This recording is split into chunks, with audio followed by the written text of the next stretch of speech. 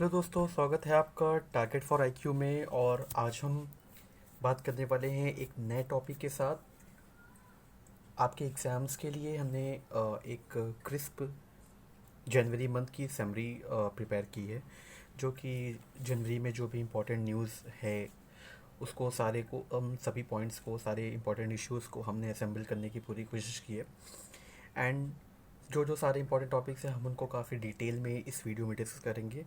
बहुत ही ज़्यादा लेंदी इस वीडियो को नहीं की है, क्योंकि सारे पॉइंट्स जो हैं बहुत क्रिस्प और ब्रीफ वे में सबको किया है, ताकि कम टाइम में ज़्यादा इन्फॉर्मेशन आप लोग ग्रैब कर सकें।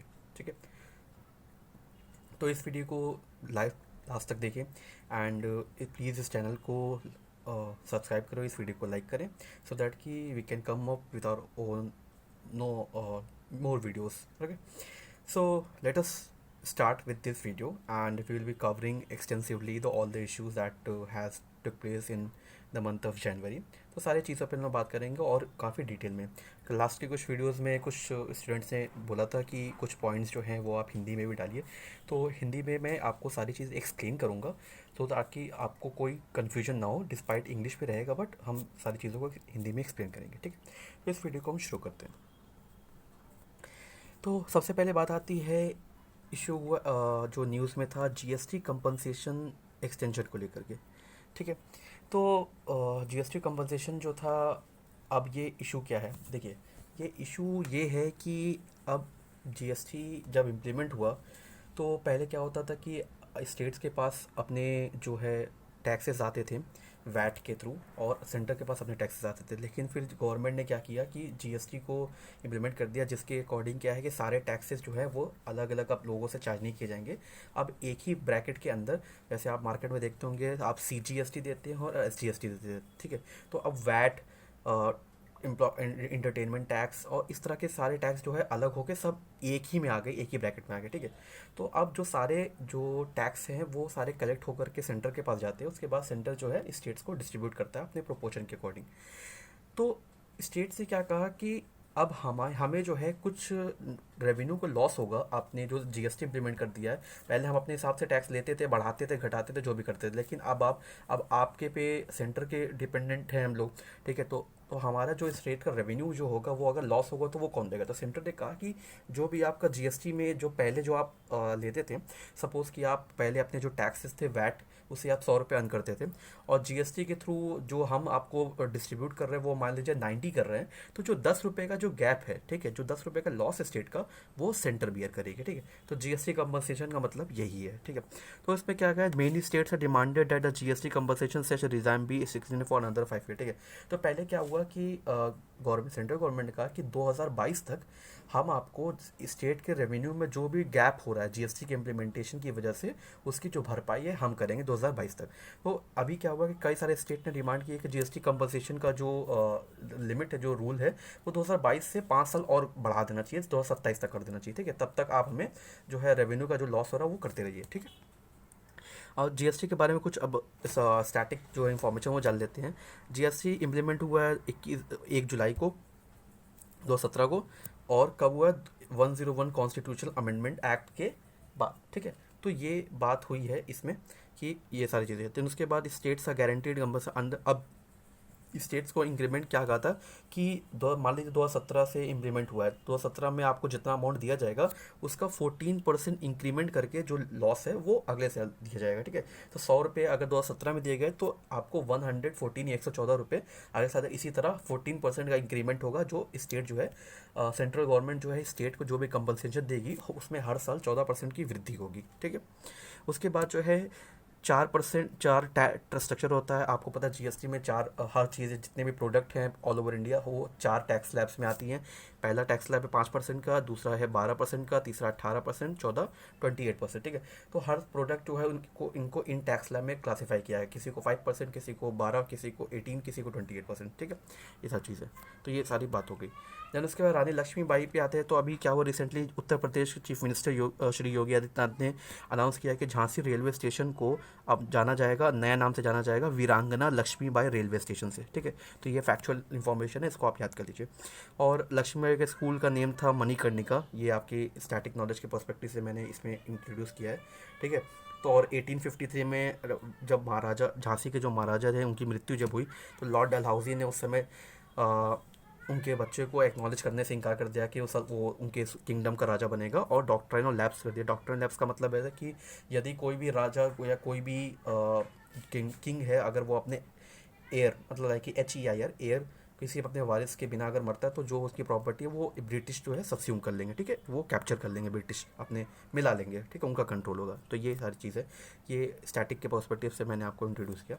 उसके बाद चाइना का न्यू बॉर्डर लॉ आया है। तो चाइना का न्यू बॉर्डर लॉ कहता है कि ये इफेक्ट में आएगा 1 जनवरी 2022 से। अब इसके लॉ के अकॉर्डिंग कहता क्या है कि People's Republic of China shall set up boundary markers on Chinese army जो है वो अपने लैंड बॉर्डर्स पे सारे पे अपने मार्कर से अपने लैंड बाउंड्री जो है अपना, मतलब जहाँ जहाँ उनका लैंड बाउंड्री तक ख़त्म हो रहा है वहाँ पे अपना मार्क करेंगे वो, ताकि कोई भी इंकर्जन ना हो। उसके बाद जो है, और इससे, लेकिन इसमें क्या है कि कई जगह ऐसे डिस्प्यूटेड बॉर्डर्स भी है जहाँ का चाइना के साथ स्टैंड क्लियर नहीं है। तो चाइना जहाँ जहाँ तक अपना मानता है वहाँ पे वो मार्क करेगा, बट एक कंसर्न है कि अगर वो दूसरे टेरिटरी में एक्सीड कर रहे हैं कि नहीं कर रहे। ठीक है, उसके बाद पीपल लिबरेशन आर्मी और Chinese people arm police force have assigned with the responsibility. इनको पीपल लिबरेशन आर्मी और Chinese police arm police force को इनको रिस्पॉन्सिबिलिटी दी है कि आप बॉर्डर के जो सिक्योरिटी है वो मैनेज करेंगे। और लॉ प्रोहिबिट करता है कि in party fund nudging in activity in the border area. और ये लॉ ये भी प्रोहिबिट करता है कि कोई भी पार्टी जो है बॉर्डर एरिया में, मतलब जिस भी कंट्री के साथ इनके बॉर्डर्स इश्यूज़ है, वहाँ पर कोई भी कंट्री जो है इंक्लूड चाइना, वहाँ पे कुछ भी एक्टिविटीज़ नहीं करेंगी। ठीक है, उसके बाद income criteria remains for EWS quota. अभी कुछ दिन पहले एक इशू हुआ था कि कुछ एक्सपर्ट्स ने साइड किया था कि जो EWS कोटा के लिए जो मैक्सिमम जो एनुअल इनकम लिमिट है वो 8 लाख क्यों है। ठीक है, तो इस पर क्वेश्चन हुआ था। तो गवर्नमेंट ने अभी कमेटी एक बताइए सेटअप की है, उसके अकॉर्डिंग उन्होंने, सुप्रीम कोर्ट ने बोला है कि income is a feasible criteria for defining the economically weaker section. और इसमें इशू क्या हुआ था, अक्टूबर 2021 में नीट एस्पिरेंट ने पिटीशन फाइल की थी, और उसने बोला था कि 8 लाख जो है वो एनुअल इनकम क्यों माना जा रहा है, जबकि जो क्रीमी लेयर हैं, OBC के जो क्रीमी लेयर है उनके लिए भी 8 लाख माना जाता है। तो एक तरफ OBC का क्रीमी लेयर को आप रिजर्वेशन नहीं दे रहे हैं, और इधर आप EWS वाले को रिजर्वेशन दे रहे हैं उसी सेम पैरामीटर्स पे, तो ऐसा डिस्क्रिमिनेशन क्यों। ठीक है, तो ये सारी इश्यूज बीच में हुए। तो ये आपको पूछा जा सकता है कि क्या कितनी अमाउंट जो है एनुअल इनकम क्राइटेरिया में इंट्रोड्यूस की गई है। ठीक है, उसके बाद 10% EWS कोटा जो है वो इंट्रोड्यूस किया गया 103rd अमेंडमेंट से किया गया, और इसके अंडर आर्टिकल 15 क्लॉज 6 और 16 क्लॉसेस में जो है इंसर्ट किया गया था आर्टिकल। ठीक है, अब उसके बाद एडिशन टू UNSC की बात कर रहा है। यूनाइटेड नेशन सिक्योरिटी काउंसिल में 5 नए परमानेंट मेंबर गए हैं, अल्बानिया, ब्राज़ील, गैबॉन, घाना, UAE। ठीक है, इन 5 के नाम आप याद कर लीजिए क्योंकि ये नए मेंबर्स है UNSC में अभी। उसके बाद जो है 5 या 6 ऐसे कंट्रीज़ हैं जिन्होंने अपने आप टर्म अभी रिसेंटली फिनिश किया है। कौन कौन से, Estonia, Niger, Saint Vincent, Grenadines, Tunisia, Vietnam. ठीक है, और अल्बानिया जो है ये पहली बार ज्वाइन कर रहा है, तो ये इंपॉर्टेंट हो जाता है एग्जाम के पर्सपेक्टिव से, तो ये ध्यान दीजिएगा। और सिक्योरिटी काउंसिल जो है वो इस्टेब्लिश कब किए थे, 1945 में। अब उसके बाद आते हैं increase election expenditure limit. Election में जो खर्च होते हैं वो उसके एक लिमिट होती है, आप कितना खर्च करते हैं। तो इलेक्शन कमीशन ने अभी रिसेंटली लिमिट जो है बढ़ाई है वो लोकसभा कॉन्स्टिट्यूंसीज के लिए। ठीक है, तो उन्होंने कितना बढ़ाया है, 54 लाख से। लोकसभा का अगर कोई उम्मीदवार है तो वो 54 लाख से अभी तक खर्च कर सकता था, लेकिन अब वो 70 लाख तक खर्च कर सकता है। ठीक है, और स्टेट असेंबली का जो है वो यहाँ पे देखिए 70 to 95। ठीक है, ये तो पहले क्या था कि आप जो भी कैंडिडेट है वो 54 लाख से लेकर 70 लाख के बीच में खर्च कर सकता था, लेकिन अब वो लिमिट बढ़ा के लोकसभा कैंडिडेट के लिए कितनी कर दी गई है, 70 लाख से लेकर 95 लाख के बीच में आप खर्च कर सकते हो। ठीक है, उसके बाद जो है असेंबली में, मतलब कि स्टेट लेजिस्लेटिव जो असेंबली है उसमें पहले जो है आप 20 से 28 लाख तक खर्च कर सकते थे इसके बीच में, और अब जो है वो क्या कर दी गई है, 28 से 40 लाख, 28 से 40 लाख तक जो लिमिट है वो बढ़ा दी गई है। ठीक है, उसके बाद अब ये क्यों बढ़ाई गई है, उसके बाद सवाल ये भी आता है। तो कमेटी ने ये सब रीज़न दिया है कि इलेक्टर्स जो है वो वोटर्स जो है वो काफ़ी अमाउंट में, काफ़ी संख्या में बढ़े हैं, और जो कॉस्ट इन्फ्लेशन इंडिया में, यानी कि महंगाई है, वो भी काफ़ी इंक्रीज़ हुई है, तो इस वजह से ये लिमिट को बढ़ाया गया है। ठीक है, तो इन बातों का यहाँ पे ये सब सारी चीज़ों का ध्यान रखा गया इन बातों में, ठीक है। उसके बाद आते हैं first advance estimate for GDP. GDP का एक पहला जो एडवांस एस्टीमेट इस्टेब्लिश किया गया। अब क्या क्या इसका पर्पस है वो हम आगे बात करेंगे। तो अभी मिनिस्ट्री ऑफ स्टैटिक्स और प्रोग्राम इम्प्लीमेंटेशन ने फर्स्ट एडवांस एस्टिमेट रिलीज़ किया। देखिए ये मिनिस्ट्री किस मिनिस्ट्री ने रिलीज़ किया, ये इंपॉर्टेंट है, प्लीज़ आप इसको ध्यान रखिएगा। एंड उसके बाद इंडियाज़ ग्रॉस डोमेस्टिक प्रोडक्ट इस एस्टिमेट के अकॉर्डिंग इस मतलब एक अनुमान लगाया गया है कि 9.2% होगी 2021-2022 में, ठीक है।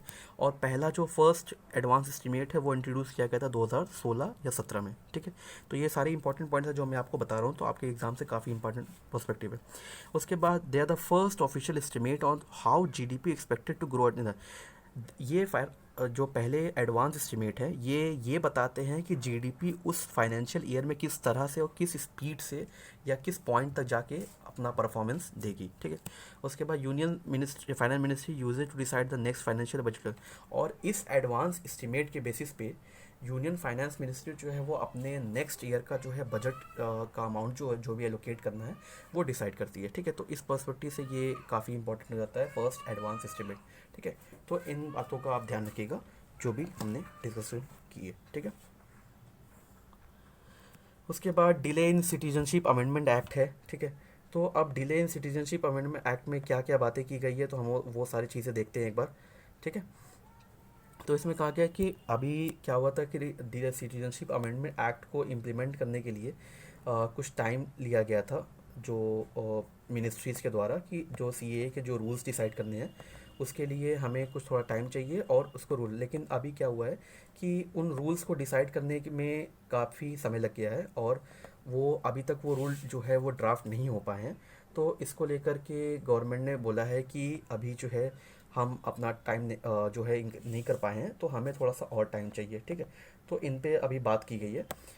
तो अब इसकी डिटेल जानते हैं कि मिनिस्ट्री ऑफ होम अफेयर्स ने कहा है कि हमने डेडलाइन मिस कर दी है जो रूबी रूल्स बनाने सीए एक्ट के अंदर उसके डेडलाइन अभी मिस की है तो हमें और टाइम चाहिए, ठीक है।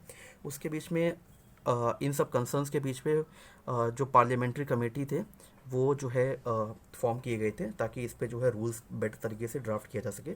और ये कमेटी जो है दोनों हाउस में एग्जिस्ट करती है। इसमें इस कमेटी में 15 मेंबर होते हैं।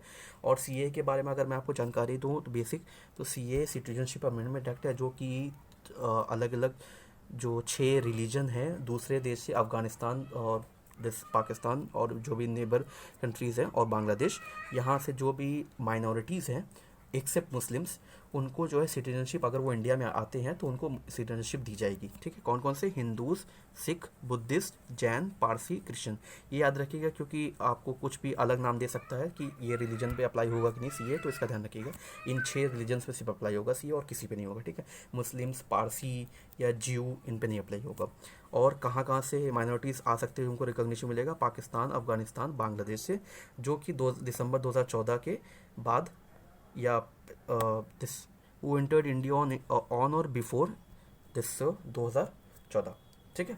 या तो वो 2014 में आए हैं या तो वो 2014 से पहले आए हैं तो उनको यहाँ पे नागरिकता दी जाएगी, ठीक है। तो ये बातें इसमें कही गई हैं, ठीक है।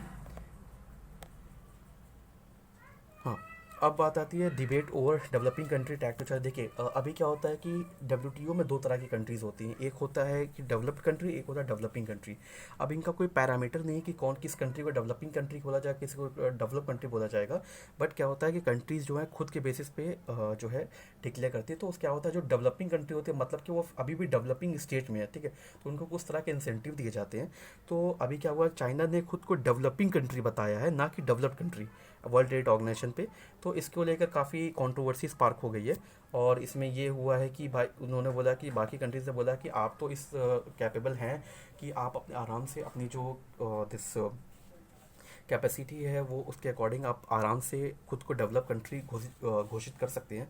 तो इसमें आप इतना डिले क्यों कर रहे हैं और क्यों अपने आप को डेवलपिंग कंट्री बता रहे हो और अनजस्टिफाइडली जो है जो भी रेमेडी है वो आप सीख क्यों कर रहे हैं, ठीक है। तो इसके कॉन्ट्रास्ट में एक बात कही है 2019 में साउथ कोरिया ने खुद को डेवलपिंग कंट्री से डेवलप्ड कंट्री में डिक्लेयर कर लिया था, जो कि काफ़ी अच्छी बात है। कंट्री ने खुद इनिशिएटिव लेकर के अपने आप को जो भी बेनिफिट उसको मिल रहे थे, उन्होंने कहा कि नहीं नहीं, अब हम डेवलपिंग कंट्री नहीं है, अब हम डेवलप्ड कंट्री हैं, ठीक है। तो हमें किसी तरह का सपोर्ट नहीं चाहिए, हम अपने बेसिस पे सब कुछ कर सकते हैं, ठीक है। तो उनकी बात की कि साउथ कोरिया ने कहा था, ये सारे इंपॉर्टेंट पॉइंट्स ध्यान रखिएगा। और WTO में 164 मेंबर है, जो कि अपने आप और मेंबर्स जो हैं वो खुद को डेवलपिंग या डेवलप कंट्रीज़ के जो कैटेगरी है उसमें फॉल कराते हैं, ठीक है। और WTO का हेडक्वार्टर कहाँ पर है? जिनेवा में। वर्ल्ड ट्रेड ऑर्गेनाइजेशन का हेडक्वार्टर जो है वो जिनेवा में है, ठीक है, ये ध्यान रखिएगा। उसके बाद आता है वीर बाल दिवस। वीर बाल दिवस अभी काफ़ी न्यूज़ में था, इसके बारे में जानते हैं। So prime minister of India Shri Narendra Modi ji ने क्या किया, 26 दिसंबर को जो है वीर बाल दिवस के नाम से डिक्लेयर किया। अब वीर बाल दिवस है कौन? To pay homage to the courage of Sahibzade, four son of Guru Gobind Singh the last गुरु।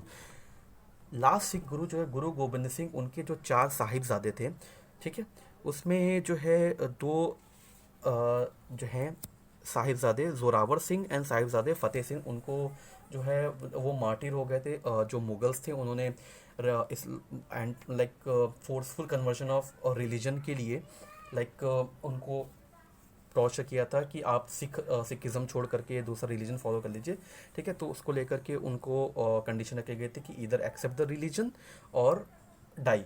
तो दे चूज़ टू डाई। तो उसकी उनके शहादत के, उनकी जो शहीद है हुए थे, उनकी याद में जो है 26 दिसंबर को वीर बाल दिवस के नाम से मनाया जाता है, ठीक है।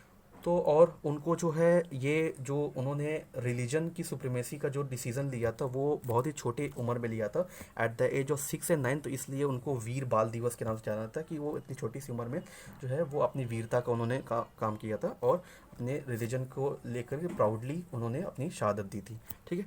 तो ये और उन्होंने मुग़ल फोर्सेस के अगेंस्ट उन्होंने कभी कभी सर नहीं झुकाया, तो इसलिए उनका जो 26 दिसंबर है उनको उस दिन को वीर बाल दिवस के नाम से उनके नाम से डिक्लेयर कर दिया, ठीक है। और ये जो उनका शहादत थी या उनको जो शहीद करने का जो ऑर्डर थे वो औरंगज़ेब के थे, ठीक है। तो ये जो सारी बात है ये वीर बाल दिवस के पर्सपेक्टिव से काफ़ी इंपॉर्टेंट है, ठीक है। तो ओके, सो अब हम आ गए हैं अपने वीडियो के एंड की तरफ, एंड वी रियली होप कि you like this video, and I have really tried all my best to sum up all the important point that have occurred in the month of January. तो जनवरी में सारी जो भी चीज़ें हुई है उनको सबको सम अप करने की पूरी मैंने कोशिश की है। तो आई रियली होप कि आपको ये वीडियो पसंद आई हो, एंड इस वीडियो को प्लीज़ लास्ट तक देखिए, इस वीडियो को लाइक करें एंड सब्सक्राइब करें इस चैनल को।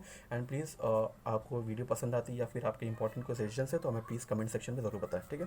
सो till that time stay tuned to this channel and we will coming up with new video soon, alright. So till that time, thank you.